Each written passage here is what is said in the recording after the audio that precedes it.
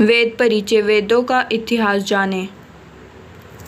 वेद with शब्द से बना है जिसका अर्थ होता है ज्ञान या जानना, ज्ञाता या जानने वाला, मानना नहीं और ना ही मानने वाला, सिर्फ जानने वाला, जानकर जाना परखा ज्ञान, अनुभूत सत्य, जांचा परखा मार्ग, ऐसे में संकलित है ब्रह्मा वाक्य। वेद मानव सभ्यता के लगभग सबसे पुराने लिखित दस्तावेज हैं। वेदों के 28,000 पांडुलिपियों भारत में पुणे के भंडारकर ओरिएंटल रिसर्च इंस्टीट्यूट में रखी हुई हैं। इनमें से ऋग्वेद की 30 पांडुलिपियों बहुत ही महत्वपूर्ण हैं, जिन्हें यूनेस्को ने विरासत सूची में शामिल किया है।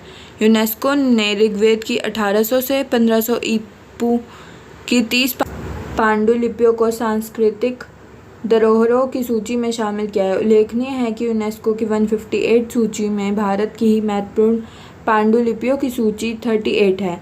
वेद को श्रुति भी कहा जाता है। श्रु धातु से श्रुति शब्द बना है। श्रु यानी सुनना।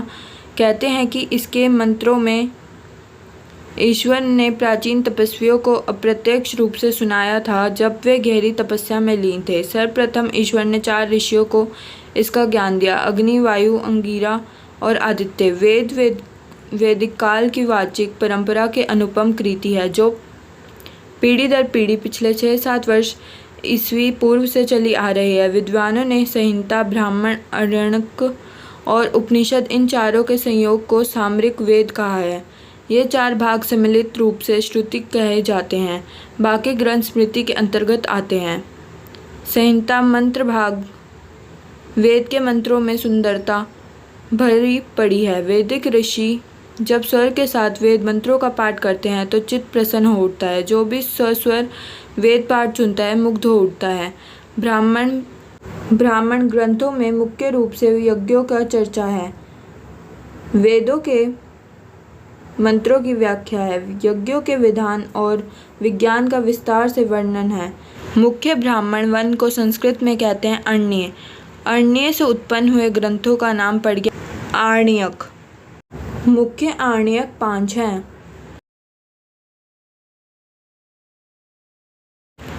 उपनिषद को वेद का शीर्ष भाग कहा गया है और यही वेदों का अंतिम सर्वश्रेष्ठ भाग होने के कारण वेदांत कहलाए।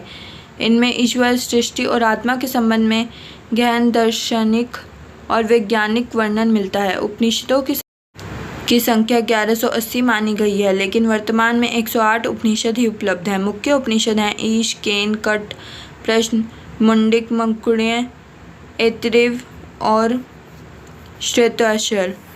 असंख्य वेद शाखाओं, ब्राह्मण ग्रंथ, आरण्यक और उपनिषद विलुप्त हो चुके हैं। वर्तमान में ऋग्वेद के 10, कृष्ण यजुर्वेद के 32, सामवेद के 16, अथर्ववेद के 31 उपनिषद उपलब्ध माने गए हैं। Like, share and subscribe. Thanks for watching.